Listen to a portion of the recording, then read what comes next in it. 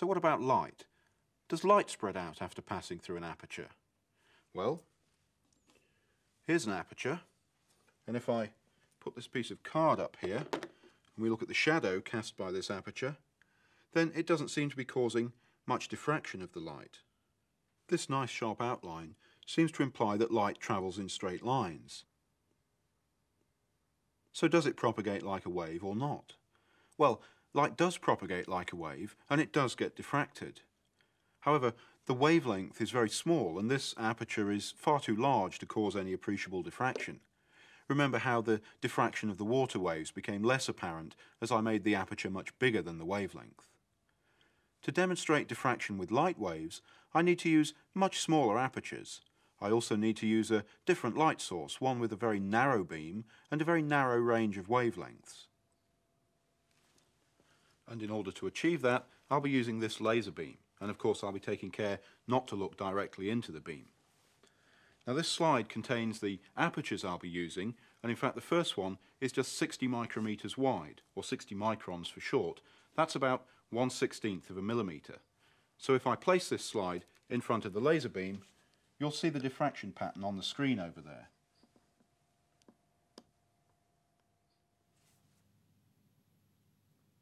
The aperture is aligned vertically, and that sharp spot of light has clearly been spread out or diffracted in a horizontal direction by the small aperture. You can see that the diffraction pattern consists of a series of dark and bright regions spaced regularly either side of the centre.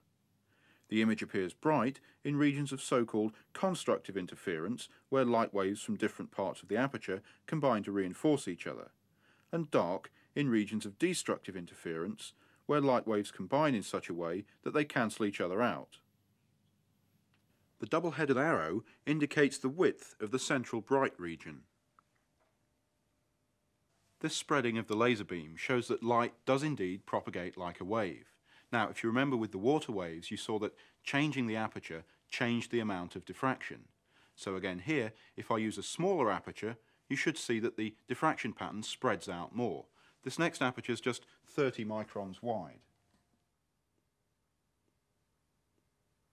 Again, the double-headed arrow indicates the separation of the first dark regions on each side of the centre.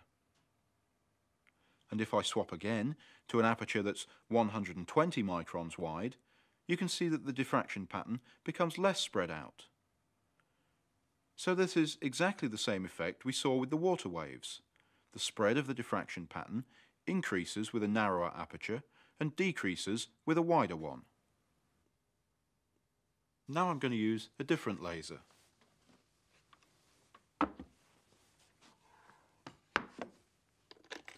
This one produces green laser light, and I've already put the 60 micron aperture in front of it, so let's take a look at the diffraction pattern produced in this case.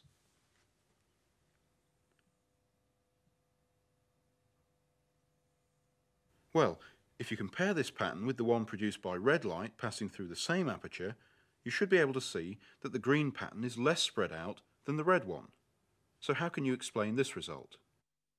Well, since I've used the same aperture, it must be something to do with the light, and in fact it's the wavelength. Now if you remember, there was less spreading of the water waves by the aperture when their wavelength was reduced, and so the conclusion is that the green laser light must have a smaller wavelength than the red laser light. The different colours of visible light are simply the way our eyes interpret the different wavelengths, and outside the range of visible light are other forms of electromagnetic radiation, which also show all the properties of waves. And within the visible range, the familiar rainbow of colours, red light has the longest wavelength and blue light the shortest. As for all waves, the frequency multiplied by the wavelength is the speed of the wave, which for light has a value of 3 × 10⁸ meters per second and is given the special symbol c.